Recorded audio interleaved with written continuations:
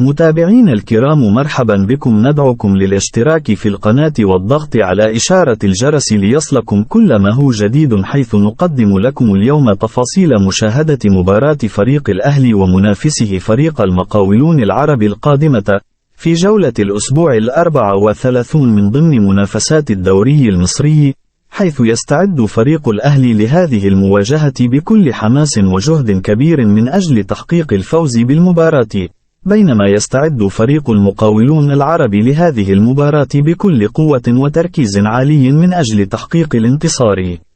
حيث يستضيف استاد المقاولون العرب مباراة من العيار الثقيل تجمع بين فريق الأهلي ومنافسه فريق المقاولون العرب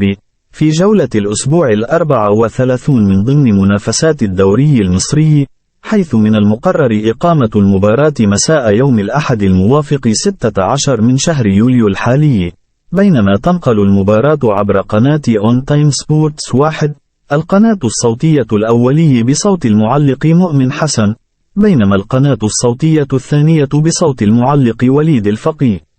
توقيت مباراة الأهلي والمقاولون العرب، بينما تنطلق صافرة المباراة في تمام الساعة 4 مساء بتوقيت موريتانيا، بينما في تمام الساعة 5 مساء بتوقيت تونس والمغرب والجزائر، وفي تمام الساعة 6 مساء